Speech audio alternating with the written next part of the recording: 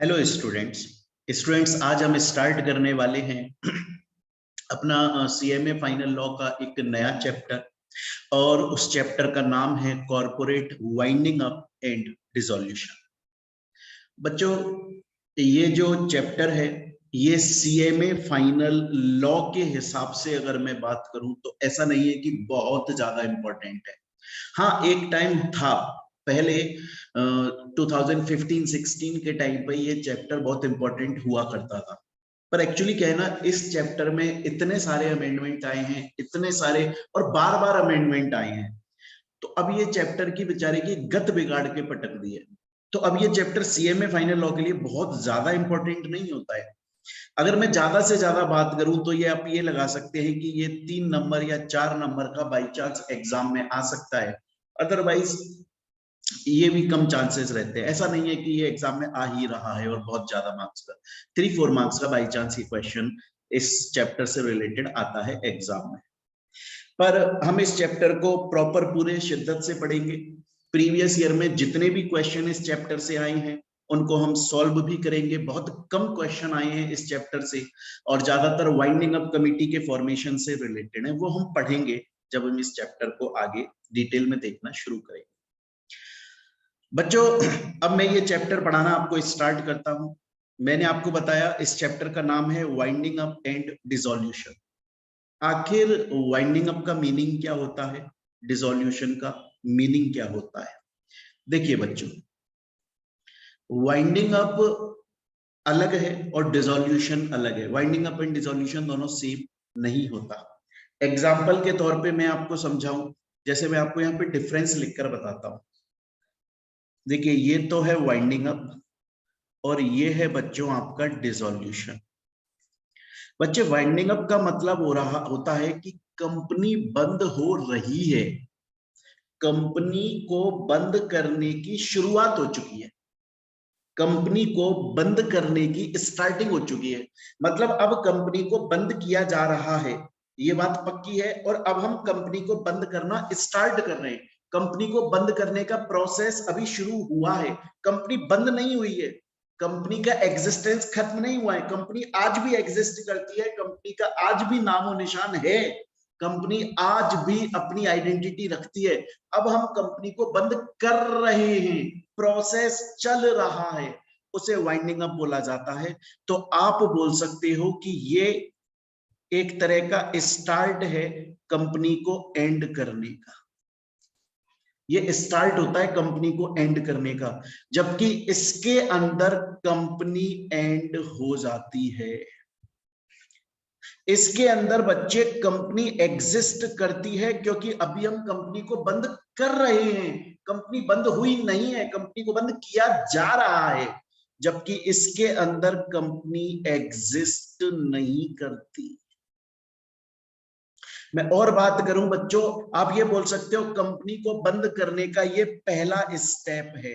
हम यहां पर शुरू कर देते कि भैया कंपनी को बंद करो, जो प्रोसेस है उसे फॉलो करो। जबकि डिसोल्यूशन तो लास्ट स्टेप है, इसके अंदर कंपनी खत्म हो चुकी है, कंपनी खत्म हो चुकी है, कंपनी का एग्जिस्टेंस नहीं है, कंपनी का नामो निशान नहीं है, अब कंपनी एग्जिस्ट नहीं करती। तो याद रखिएगा बच्चों, वाइंडिंग अप जो है उसके अंदर कंपनी को बंद करने का प्रोसेस शुरू किया जाता है। इसके अंदर कंपनी के जितने असेट्स हैं उनको बेचा जाता है, कंपनी की बिल्डिंग को बेचा जाता है, कंपनी के जितने टेबल है, कुर्सी है, कंपनी जो प्रोडक्ट, कंपनी की जितनी कोई भी ऐसी चीज जिसको बेचा जा सकता है उसको वाइंडिंग अप टाइम पर बेच देते हैं, जिससे कि कंपनी के पास में पैसा आए और वो अपने लाइबिलिटी होल्डर को पेमेंट दे सके, डिवेंचर होल्डर को, क्रेडिटर को पेमेंट दे सके। तो जब वाइंड अप होता है तो कंपनी के असेट्स को बच्चे बेच दिया जाता है और कैश में रियलाइज किया जाता है, जिससे कि जिन लोगों को पैसा देना बनता है उनको पैसा दिया जा सके। अगर कुछ पैसा बच जाता है, सपोज करें कि एक कंपनी है रिलायंस और वो कंपनी अब बंद हो रही है, वाइंडिंग अप हो रहा है, तो उसके असेट्स को बेच दिया गया, असेट्स को बच्चे बेच दिया गया, असेट्स सोल्ड, और कैश में रियलाइज किया गया। और लाइबिलिटी का पेमेंट किया गया, लाइबिलिटी का पेमेंट किया गया, लाइबिलिटी इज पेड ऑफ। लेकिन बच्चे लाइबिलिटी कम थी और हमारे पास में जो पैसा आया था वो ज्यादा है, मतलब सरप्लस बच गया कंपनी के पास में, तो कंपनी उस सरप्लस को अपने मेंबर्स में बांट देगी, अगर बच जाता है तो बांट देगी।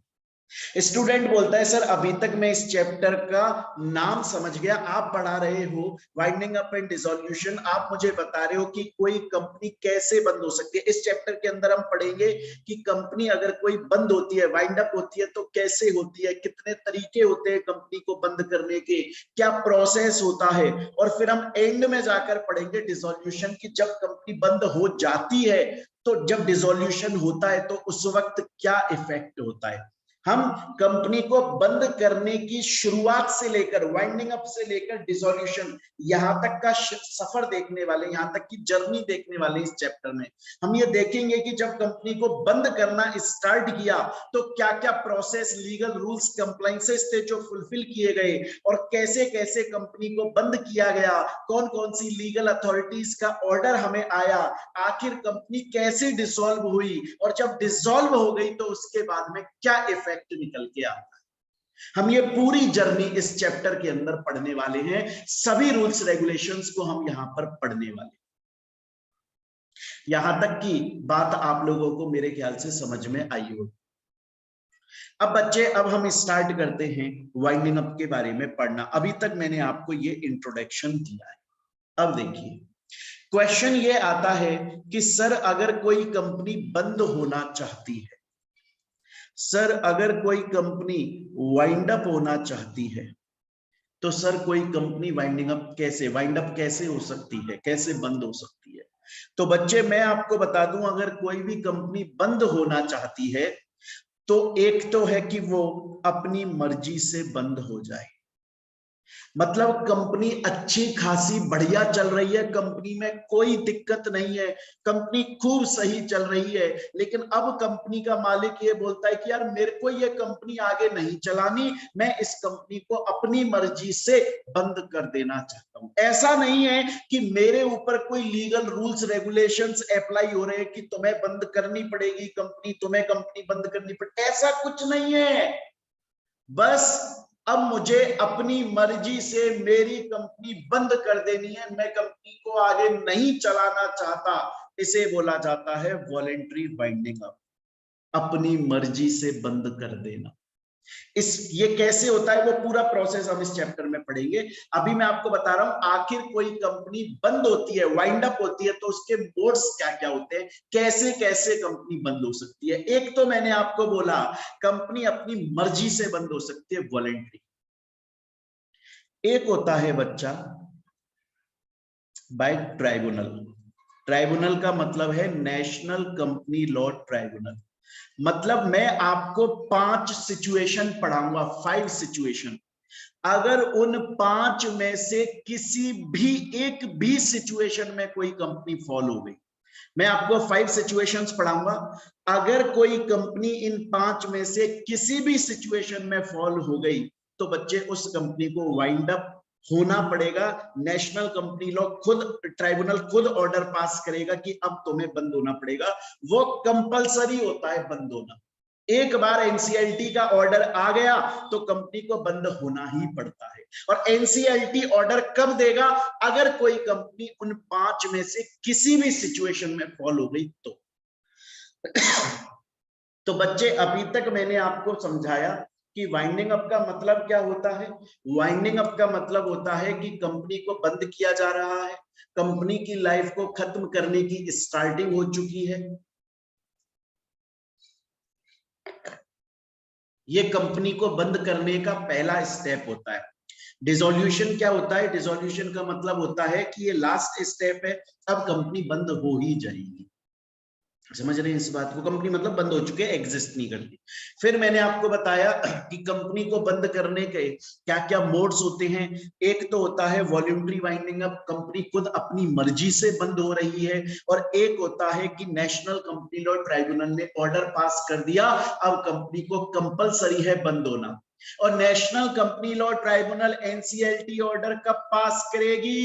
एनसीएलटी ऑर्डर तब पास करेगी जब कोई भी कंपनी, मैं जो आपको पढ़ाने वाला हूं उन 5 में से किसी भी सिचुएशन में अगर फॉल हो जाती है, 5 में से अगर किसी भी सिचुएशन में अगर कंपनी फॉल हो जाती है तो फिर कंपनी को बंद होना कंपलसरी हो जाता है। स्टूडेंट बोलता है सर मैं आपका यहां तक की बात को समझ गया सर, अब मुझे प्रोसेस पढ़ाना स्टार्ट करो आप बाइंडिंग अप का। तो बच्चे पहले मैं आप लोगों को पढ़ाऊंगा कंपलसरी बाइंडिंग अप, जो कि नेशनल कंपनी लॉ ट्राइब्यूनल के ऑर्डर के थ्रू होती है कंपनी बंद। पहले वो मैं आपको पढ़ाऊंगा जो कि सेक्शन 271 से लेकर 303 तक है। और फिर बच्चों जब ये पूरा प्रोसेस कंप्लीट हो जाएगा, जो कि बहुत लंबा प्रोसेस है, इसमें 1-2 क्लासेस हमारी लगेंगी, उसके बाद में फिर वॉल्यूंटरी बाइंडिंग अप, जो बहुत ज्यादा अब आज के वक्त इंपॉर्टेंट नहीं रह गया है। आज के वक्त इंपॉर्टेंट ये रह गया है compulsory binding up, national company law tribunal के थ्रू होना। चलिए तो अब हम इसमें पढ़ना स्टार्ट करते। अब हम पढ़ रहे हैं winding up by the tribunal, national company law tribunal, section 271 से लेकर 303 तक। अब देखिएगा, एक बार की बात है बच्चों, मैं आपको बहुत बार बता चुका हूं कि ये कैटरीना कैफ बच्चों मेरी फ्रेंड है और इनका घर मेरे पास में ही है, मेरे घर के पास में। तो एक बार मैं, मोहित बंसल और कैटरीना कैफ, हम अपनी अपनी छत पर खड़े थे।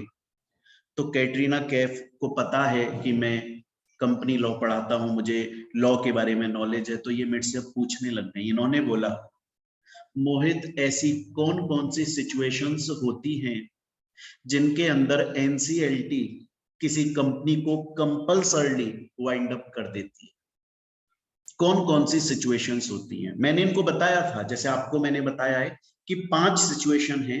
अगर 5 में से कोई भी कंपनी किसी भी सिचुएशन में फॉल हो गई तो बंद होना कंपल्सरी है। तो अब कैटरीना कैफ पूछ रही कि मोहित वो जो 5 सिचुएशंस होती हैं कौन कौन सी सिचुएशन होती हैं? तो अब मैं इनको बता रहा हूं कि कैटरीना जो वो 5 सिचुएशन होती हैं वो समझ लो। पहली सिचुएशन, अगर कंपनी ने खुद अपनी मर्जी से स्पेशल रिजोल्यूशन पास किया। सपोज करें कोई, और बच्चों ये पहला पॉइंट जो मैंने आपको बोला है, इससे आपके दिमाग में बहुत सारे क्वेश्चंस आ रहे होंगे, वो सब सॉल्व कर दूंगा मैं अपने आप। सपोज करिए कि एक कंपनी है और उस कंपनी का नाम है एयरटेल। उस कंपनी ने खुद ने अपनी जनरल मीटिंग कॉल करी और प्रपोजल रखा मेंबर्स के सामने कि अब हम अपनी कंपनी को बंद कर देते हैं। खुद अपनी मर्जी से कर रही है कंपनी और मेंबर्स ने स्पेशल रिजोल्यूशन पास कर दिया। कैटरीना बोली लेकिन मोहित ये फिर कंपलसरी वाइंडिंग अप कैसे हुआ? ये फिर वॉलंटरी वाइंडिंग अप नहीं हो गया? तुम तो मेरे को कंपलसरी वाइंडिंग अप पढ़ा रहे हो जहां पर एनसीएलटी जबरदस्ती कंपनी को बंद कर रही है क्योंकि कंपनी किसी सिचुएशन में फॉल हो गई है। लेकिन तुम बोल रहे हो अगर कंपनी ने खुद ने अपनी मर्जी से स्पेशल रिजोल्यूशन पास किया तो एनसीएलटी उसको बंद कर देगी। ये क्या बात है यार? ये तो फिर दोनों में देखा जाए तो कॉन्ट्राडिक्शन हो रहा है। नहीं है, ध्यान से पढ़े। एक कंपनी है बच्चों, उसका नाम है एरोज इंटरनेशनल। एरोज इंटरनेशनल, अब 2 सिचुएशन पढ़ा रहा हूं, एक ही कंपनी की 2 सिचुएशन पढ़ा रहा हूं। पहली सिचुएशन, एरोज इंटरनेशनल कंपनी ने खुद ने जनरल मीटिंग बुलाई, मेंबर्स के सामने प्रपोजल रखा कि अब हम बंद हो जाते हैं, स्पेशल रिजोल्यूशन पास कर दो। मेंबर्स ने स्पेशल रिजोल्यूशन पास कर दिया, यहां तक ठीक है। और एरोज इंटरनेशनल कंपनी जब मेंबर्स ने स्पेशल रिजोल्यूशन पास करा वाइंड अप का, उसके बाद में एरोज इंटरनेशनल ने खुद ने कोई लिक्विडेटर अपॉइंट किया जो कि कंपनी को बंद करवा दे। कंपनी ने खुद ने जनरल मीटिंग बुलाई, खुद मेंबर से स्पेशल रिजोल्यूशन पास करवाया और उसके बाद में कंपनी को बंद करने का जो प्रोसेस है वो भी खुद ने किया। खुद ने ही लिक्विडेटर अपॉइंट किया, खुद ने ही बोला कि तुम कंपनी को बंद कर दो। ये तो हो जाता है वॉलंटरी वाइंडिंग अप।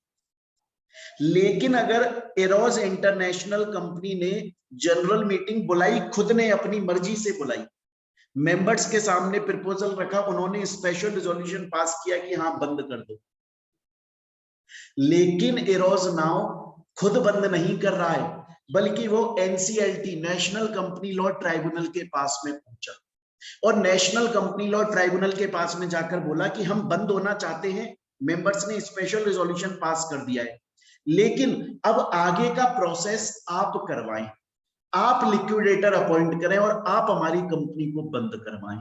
ये कंपलसरी वाइंडिंग अप है। मैं और एग्जांपल देकर समझाता हूं। देखिए, सपोज कीजिए एक कंपनी है बच्चे, और कंपनी है आपकी रिलायंस, और रिलायंस कंपनी ने जनरल मीटिंग के अंदर स्पेशल रिजोल्यूशन पास करवाया बंद होने का। अब दो situation, company itself winding up, मतलब कंपनी खुद सभी प्रोविजंस को फॉलो करके बंद हो रही, एनसीएलटी के पास गई नहीं वो, तो ये वॉलेंट्री वाइंडिंग अप है। और बच्चे में दूसरी सिचुएशन आपको बताऊं, दूसरी सिचुएशन के अंदर कंपनी नाउ फाइल्ड पेटिशन, मतलब एप्लीकेशन टू एनसीएलटी कि हम बंद होना चाहते हैं, आप हमें बंद करवा दो। यहां तक तो वॉलेंट्री चल रहा था, लेकिन उसके बाद ये एनसीएलटी के पास एप्लीकेशन लगा दी, तो अब ये कंपलसरी के अंदर फॉलो हो जाएगा।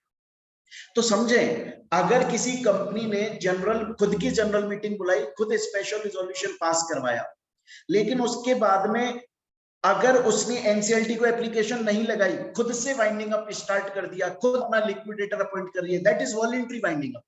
लेकिन अगर कंपनी एनसीएलटी के पास चली गई कि स्पेशल रिजोल्यूशन तो हमने पास कर लिया है, हम चाहते हैं आगे का जो प्रोसेस है वो आप फॉलो करें, that is compulsory winding up.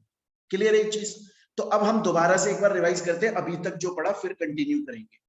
मैंने बच्चे आपको पढ़ाया कि वाइंडिंग अप एक अलग चीज है, डिसोल्यूशन एक अलग चीज है। वाइंडिंग अप स्टार्टिंग होती है, डिसोल्यूशन एंड होता है। वाइंडिंग अप में हम कंपनी को बंद करना शुरू करते हैं, डिसोल्यूशन के अंदर कंपनी खत्म हो जाती है। फिर उसके बाद मैंने आपको बताया कि अगर किसी भी कंपनी को वाइंड अप करना है तो हमारे पास में दो मोड, दो मैनर होते हैं। पहला मोड होता है वॉलेंट्री वाइंडिंग, मतलब एक मोड होता है वॉलेंट्री वाइंडिंग अप, कंपनी अपनी मर्जी से बंद हो रही है, कोई उस पर जबरदस्ती नहीं कर रहा है, खुद की मर्जी से बंद हो रही है। और एक होता है कि कंपनी किसी सिचुएशन में फॉल हो गई है। 5 सिचुएशन हम पढ़ेंगे, 5 में से अगर किसी भी सिचुएशन में कंपनी फॉल हो गई है तो नेशनल कंपनी लॉ ट्राइब्यूनल उसे बंद करता है। वो 5 सिचुएशन के अंदर पहली सिचुएशन मैंने आपको बताई, अगर कंपनी ने खुद ने जनरल मीटिंग में स्पेशल रिजोल्यूशन पास किया कि मुझे बंद होना है, लेकिन उसके बाद लिक्विडेटर खुद ने अपॉइंट नहीं किया, आगे का प्रोसेस नहीं किया, बल्कि नेशनल कंपनी लॉ ट्राइब्यूनल के पास में चली गई, दैट इज कंपल्सरी वाइंडिंग। पहला पॉइंट समझ में आ गया बच्चे? दूसरे पॉइंट पर चलते हैं। ये बात मैंने पहले पॉइंट की एग्जांपल से पूरी समझा दिया। नेक्स्ट पॉइंट, अगर कोई भी कंपनी नेशनल सिक्योरिटी के अगेंस्ट में कुछ काम कर रही है, देश की मॉरलिटी के खिलाफ कुछ काम कर रही है, देश की डिसेंसी के खिलाफ कुछ काम कर रही है, ऐसा कुछ कर रही है जो टेररिस्ट एक्टिविटी में काउंट हो सकता है, अगर कंट्री का, भारत का, हमारे देश का किसी के साथ में वॉर, युद्ध चल रहा है, तब भी आप उनके साथ में टॉकिंग टर्म्स में हो, नहीं होनी चाहिए, वो हमारे एलियन एनिमी हो गई दूसरी कंट्री, लेकिन फिर भी आप टॉकिंग टर्म्स में। अगर कोई भी कंपनी इंडिया की इंटीग्रिटी, इंडिया के सम्मान के खिलाफ काम कर रही है, उसकी इज्जत के खिलाफ काम कर रही है, उसकी सिक्योरिटी के खिलाफ काम कर रही है, फॉरेन स्टेट्स के साथ में, ऐसे फॉरेन कंट्रीज जिनसे इंडिया का वॉर चल रहा है, युद्ध चल रहा है, उनके साथ में आप अपने फ्रेंडली रिलेशन रख रहे हो, ये गलत है। ऐसी कंपनी को बंद कर दिया जाएगा, एनसीएलटी ऑर्डर पास कर देगी। स्टूडेंट बोलता है सर मुझे 2 बातें समझ में आ गई। पहला तो मुझे ये समझ में आ गया कि अगर कंपनी ने स्पेशल रिजोल्यूशन पास किया और एनसीएलटी के पास आ गई, या फिर कोई भी कंपनी अगर नेशनल सिक्योरिटी के अगेंस्ट में कुछ काम कर रही है। 2 पॉइंट समझ गए। थर्ड पॉइंट, अगर आरओसी ने, रजिस्ट्रार ऑफ कंपनीज ने एनसीएलटी को एप्लीकेशन लगाई, कौन एप्लीकेशन लगा रहा है? आरओसी। किसको लगा रहा है? एनसीएलटी को। क्यों लगा रहा है? आरओसी एनसीएलटी से बोल रहा है कि एनसीएलटी आप फलानी कंपनी को बंद कर दो, क्योंकि मुझे पता लग गया है कि जो वो कंपनी है ना, वो फ्रॉड कंपनी है, वो इलीगल काम कर रही है। एक्चुअली मैं वो कंपनी बनाई ही इलीगल काम करने के लिए थी।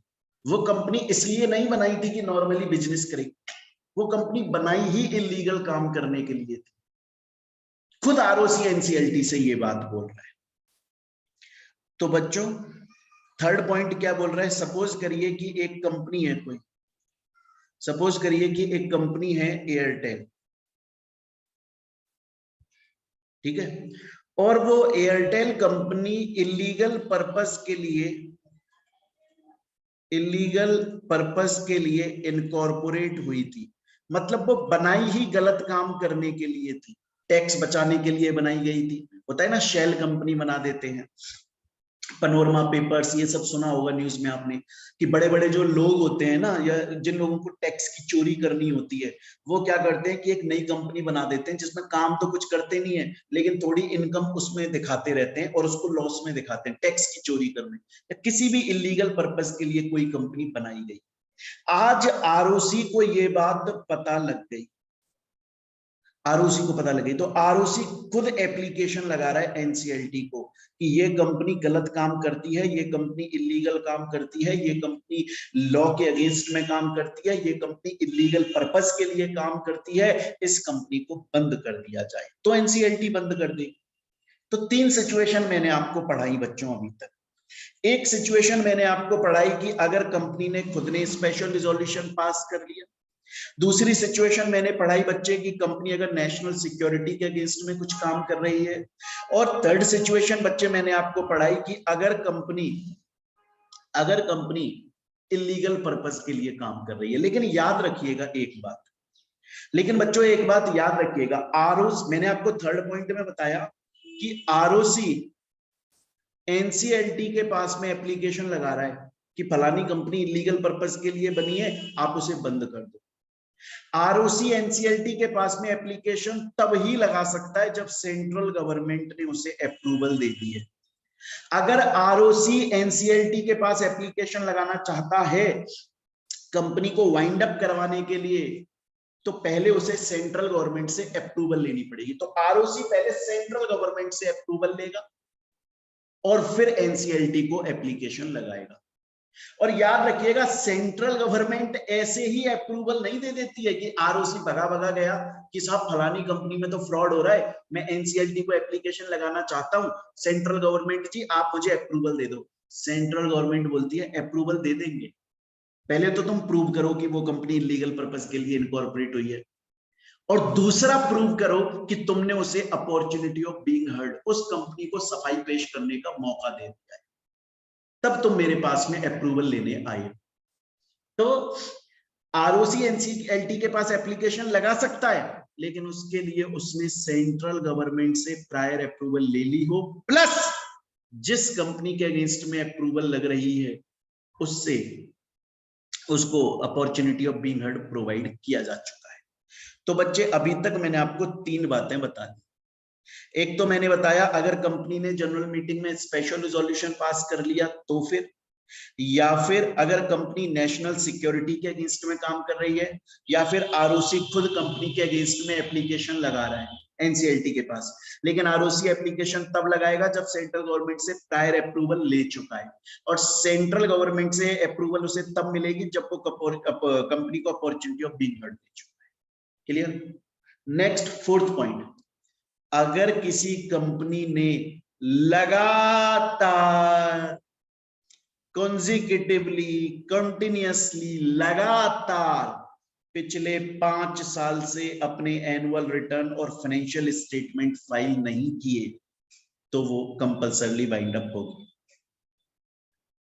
4 सिचुएशन। और इसके अलावा कंपनी ऐसी किसी सिचुएशन में फॉल हो जाती है जहां एनसीएलटी को खुद को लगता है कि यार कंपनी को बंद कर देना ही सही रहेगा, जस्ट एंड इक्विटेबल रहेगा कंपनी को बंद कर दे। तो बच्चे मैंने आपको 5 सिचुएशन बताई। पहला, कंपनी खुद अपनी मर्जी से स्पेशल रिजोल्यूशन पास करती है। दूसरा, नेशनल सिक्योरिटी के अगेंस्ट में काम कर रही है। तीसरा, आरओसी ने एनसीएलटी को एप्लीकेशन लगाई है, लेकिन आरओसी सेंट्रल गवर्नमेंट से पहले अप्रूवल ले चुका है और उस कंपनी को opportunity of being heard they चुका है। उसके बाद में मैंने आपको बताया, अगर कंपनी लगातार पिछले 5 सालों से एनुअल रिटर्न या फाइनेंशियल स्टेटमेंट फाइल नहीं कर रही है, या फिर नेक्स्ट मैंने आपको बताया, अगर एनसीएलटी को खुद को ऐसा लगता है कि कंपनी को वाइंड अप कर देना ज्यादा सही है, तो इन 5 में से किसी भी सिचुएशन में अगर कोई भी कंपनी फॉल होती है तो उसको एनसीएलटी वाइंड अप कर दे। स्टूडेंट बोलता है सर मुझे यहां तक आपकी पूरी बात समझ में आ गई, एक बार आपने जो अभी तक पढ़ाया है उसको रिवाइज करवा दो यहां तक, फिर आगे कंटिन्यू करेंगे बच्चे। एक बार यहां तक रिवाइज कर लेते हैं। देखें, मैं आपसे बोल रहा हूँ वाइंडिंग अप और डिसोल्यूशन का मतलब अलग अलग होता है बच्चे।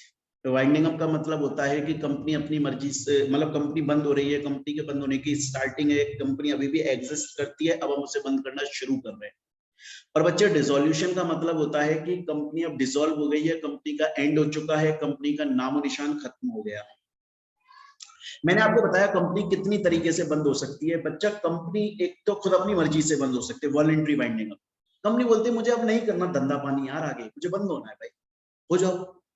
एक होता है कि 5 सिचुएशन होती है, उन 5 में से किसी भी एनी ऑफ द 5 सिचुएशन अगर फॉल हो जाती है कंपनी किसी भी सिचुएशन में, तो उसका वाइंड अप होना कंपलसरी हो जाता है। एनसीएलटी ऑर्डर पास करता है वाइंड अप होने की। 5 सिचुएशन मैंने आपको पढ़ाई। स्टूडेंट बोलता है सर यहां तक समझ में आ गया, एक क्वेश्चन है छोटा सा। मैंने कहा बोलो। बोले सपोज करो सर एक कंपनी है, जैसे आपने यहाँ एरोज नाउ का, एरोज इंटरनेशनल कंपनी का आपने एग्जांपल दिया कि एरोज इंटरनेशनल कंपनी ने जनरल मीटिंग में एसआर पास किया वाइंड अप का, और सर उसके बाद में फिर एप्लीकेशन मतलब पिटीशन फाइल करी एनसीएलटी को कि हमें वाइंड अप कर दो। यहां तक तो समझ में आ गया। मेरा क्वेश्चन ये है कि क्या एनसीएलटी बाउंड है कि हाँ भाई वो वाइंड अप का ऑर्डर देगी ही देगी, या एनसीएलटी ये भी बोल सकती है कि नहीं आप मत होइए बंद, जरूरी नहीं है आपका बंद होना, ये भी बोल सकते। मैंने ये नहीं बोल रहा हूँ एनसीएलटी यही बोलेगी। अगर एनसीएलटी को बाई चांस ऐसा लगता है कि यार ये कंपनी किसी मजबूरी की वजह से बंद हो रही है, पर उस मजबूरी को ठीक भी किया जा सकता है, कोई दूसरी रेमेडी अवेलेबल है, कोई दूसरा उपाय अवेलेबल है, फालतू में इस कंपनी को बंद कर दो, इससे बढ़िया है क्योंकि वो दूसरी रेमेडी अप्लाई करके इस कंपनी को हम कंटिन्यू कर सकते हैं। तो जब भी एनसीएलटी के पास एप्लीकेशन आती है तो एनसीएलटी बाउंड नहीं है कि वो हमेशा वाइंडिंग अप का ही ऑर्डर पास करेगा। अगर उसे लगता है कोई दूसरी रेमेडी अवेलेबल है, कंपनी को वाइंड अप होने से बचाया जा सकता है, तो वो वाली रेमेडी अप्लाई कर देगा। ऐसा कुछ जरूरी नहीं होता है। देखिए लिखा हुआ है यहाँ पे, एनसीएलटी हैज डिस्क्रिशनरी पावर, मतलब एनसीएलटी डिस्क्रिशन पे काम करेगा। डिस्क्रिशन मतलब अपनी मर्जी अपनी इच्छा से काम करेगा। उसे लगेगा कि हाँ बंद कर दो कंपनी को तो कर देगा, उसे लगेगा नहीं बंद करना जरूरी नहीं है तो नहीं करेगा, दूसरा रेमेडी अवेलेबल करवा देगा कंपनी।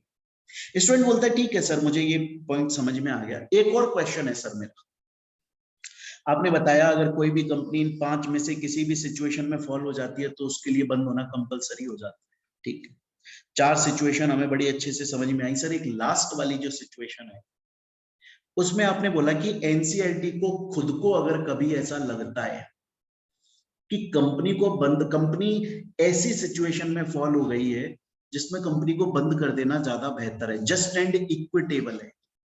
अगर हम कंपनी को बंद कर दें तो उसके साथ में जस्टिस है और इक्विटेबल, कि अगर जरूरी नहीं है यही कंपनी, अगर कोई दूसरी कंपनी भी ऐसी किसी सिचुएशन में फॉल हो गई होती ना, हम उसको भी यही करते। इक्वल है हमारे लिए सब कंपनीज। एनसीएलटी बोल रहा है कि मेरे लिए सब कंपनीज इक्वल है। अगर कोई दूसरी कंपनी भी ऐसी किसी सिचुएशन में फॉल होती मैं उसको भी बंद ही करता। जस्ट एंड इक्विटेबल है वाइंड अप करना कंपनी को। ऐसी कौन कौन सी सिचुएशंस हो सकती है? एक हो सकता है डेडलॉक चल रहा है कंपनी में। सर डेडलॉक क्या है? डेडलॉक का मतलब है कि कंपनी का टॉप मैनेजमेंट मिडिल मैनेजमेंट से, मिडिल लेवल से बात नहीं कर रहा है, टॉकिंग टर्म्स में नहीं, और मिडिल वाला लोअर से बात नहीं कर रहा, मतलब आपस में ये लोग बात नहीं कर रहे। अब किसी कंपनी के एम्प्लॉइज, कंपनी के अंदर काम करने वाले लोग अगर आपस में बात नहीं कर रहे हैं, इसका मतलब बिना प्लानिंग के काम कर रहे हैं, इसका मतलब उनके बीच में कोई लड़ाई चल रही है। ऐसी कंपनी जो बिना प्लानिंग के काम कर रही है, जिसके लोग आपस में बातचीत करना पसंद नहीं करते, कंपनी क्या तो प्रोडक्ट बनाएगी और क्या तो सर्विस देगी कस्टमर को, वो कस्टमर का पैसा और बर्बाद कर देगी, बंद कर। ऐसी सिचुएशन हो सकती है। या फिर कंपनी के अंदर मिसमैनेजमेंट या ऑपरेशन चल रहा है, मैं चैप्टर पूरा पढ़ा चुका हूं आपको मिसमैनेजमेंट ऑपरेशन का। या फिर कंपनी अपने मेन ऑब्जेक्ट को खो चुकी है, कंपनी बनी किस पर्पस के लिए थी, अब कुछ और हो रहा है कंपनी के अंदर। या कंपनी बबल नाम की किसी सिचुएशन में, बबल सिचुएशन वो होती है जहां पर, जैसे एग्जांपल के तौर पर सपोज करें कि मैंने गुजरात में एक कंपनी स्टार्ट करी एबीसी नाम से, और वो कंपनी प्लास्टिक की बोतल्स बनाती है। कहीं भी स्टार्ट करी, जरूरी नहीं गुजरात में करी, कहीं भी, और गवर्नमेंट का नोटिफिकेशन आ गया कि आज के बाद प्लास्टिक की बोतल मैन्युफैक्चर सिर्फ गवर्नमेंट ही कर सकती है और कोई नहीं कर सकता। तो मैं क्या करूंगा? तो मुझे छोड़ना पड़ेगा ये काम, कंपनी बंद करनी पड़ेगी और मुझे कोई नया धंधा स्टार्ट करना पड़ेगा, क्योंकि गवर्नमेंट ने नया नोटिफिकेशन निकाल दिया कि प्लास्टिक की बोतल अब सिर्फ वही मैन्युफैक्चर करेगी, बबल आ गया। तो बच्चे ये जस्ट एंड इक्विटेबल, ऐसी ही अगर कोई सिचुएशन है जिसमें एनसीएलटी को लगता है कि कंपनी को बंद कर देना कुछ ज्यादा ही बेहतर रहेगा, फालतू में कंपनी को इनकॉर्पोरेट करके बैठे, तो फिर उस केस में एनसीएलटी ऑर्डर पास कर सकता है कंपनी को बंद करने। तो बच्चों अभी तक मैंने आपको बताया वाइंडिंग अप फर्स्ट स्टेप होता है, डिसोल्यूशन लास्ट स्टेप होता है। वाइंडिंग अप में कंपनी एग्जिस्ट करती है, डिसोल्यूशन में एग्जिस्ट नहीं करती है। वाइंडिंग अप के अंदर मैंने मोड्स बताए, एक वॉलंटरी वाइंडिंग अप है, कंपनी अपनी मर्जी से बंद हो रही है। एक मैंने आपको बताया कि 5 में से किसी सिचुएशन में कंपनी फॉल हो जाती है तो बंद होना कंपलसरी हो जाता है। 5 सिचुएशन के लिए मैंने बताया, एक तो कंपनी ने खुद स्पेशल रिजोल्यूशन पास किया बट एनसीईआरटी के पास डिस्क्रिशनरी पावर है।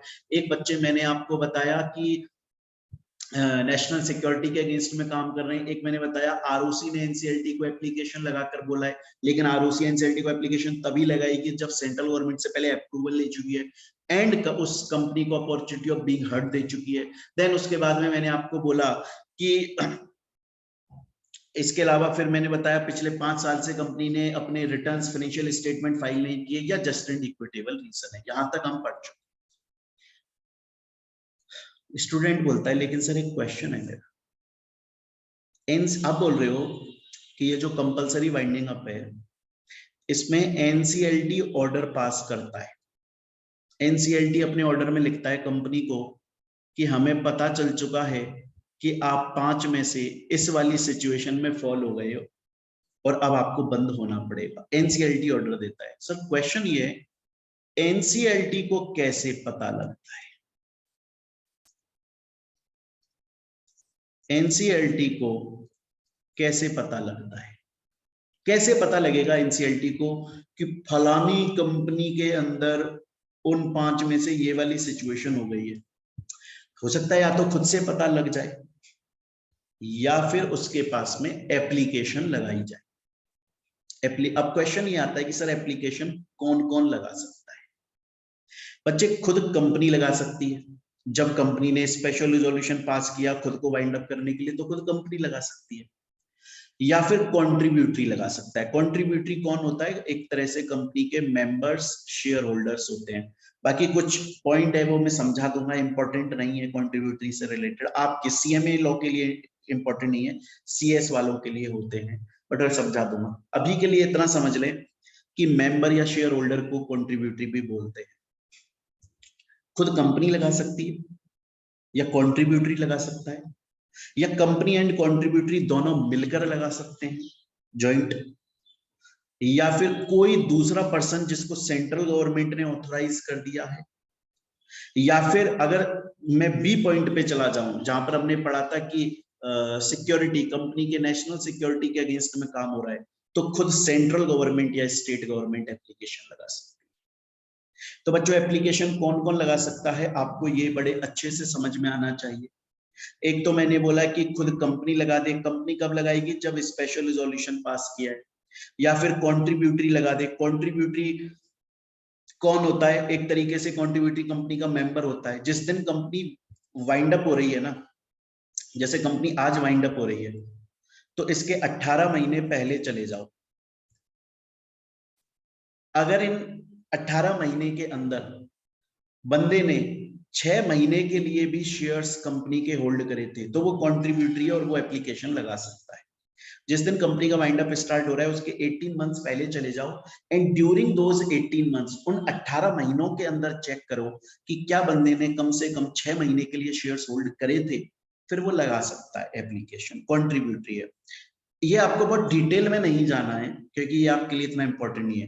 कंपनी खुद लगा सकता है, कॉन्ट्रीब्यूटरी लगा सकता है, कंपनी कॉन्ट्रीब्यूटरी मिलकर लगा सकते हैं, कोई दूसरा पर्सन जिसको सेंट्रल गवर्नमेंट ने ऑथराइज किया है, या नेशनल सिक्योरिटी के अगेंस्ट में कंपनी गई है तो खुद सेंट्रल गवर्नमेंट या स्टेट गवर्नमेंट भी लगा सकती है। एक इंपॉर्टेंट बात जो आपको समझ में आनी चाहिए, इंपॉर्टेंट बात यह है, सपोज करें कि एक कंपनी है रिलायंस,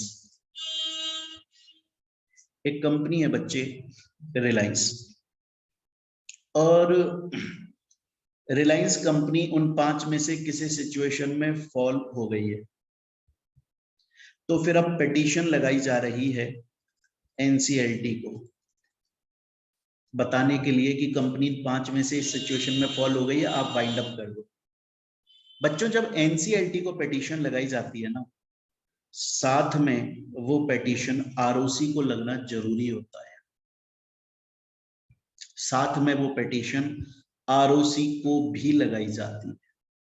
पहली बात। दूसरी बात, आरओसी 60 दिन के अंदर अपना एक opinion national company law tribunal NCLT को देता है कि उसको क्या लगता है, क्या करना चाहिए कंपनी के साथ, क्या कंपनी को बंद कर देना चाहिए या नहीं करना चाहिए, कोई दूसरी रेमेडी अवेलेबल करवा देनी चाहिए।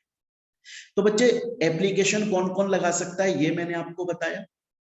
एक कॉन्ट्रीब्यूटरी वो होता है जो कंपनी का, आप इतना याद रखें जो मेंबर शेयर होल्डर है वो कॉन्ट्रीब्यूटरी, बाकी ये सब याद रखना चाहे रखें, कोई खास है नहीं आपके लिए।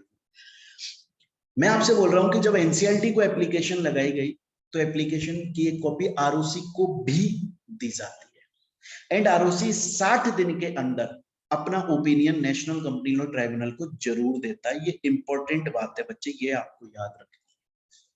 तो मेरे ख्याल से अभी तक मैंने आपको जितना पढ़ाया वो आपको समझ में आ गया होगा। क्लियर है ये चीज यहां तक? ये पॉइंट हम पहले ही पढ़ चुके हैं, तो इसमें ऐसा कुछ नहीं, यहां तक हम पहले ही पढ़ चुके हैं। मैं दोबारा से बोल रहा हूं बच्चे, अभी तक हमने जितना पढ़ा है मैं रिवाइज करवा देता हूं। अभी तक मैंने आपको बताया कि वाइंडिंग अप का मतलब होता है फर्स्ट स्टेप, जहां कंपनी बंद होना शुरू हो जाती है।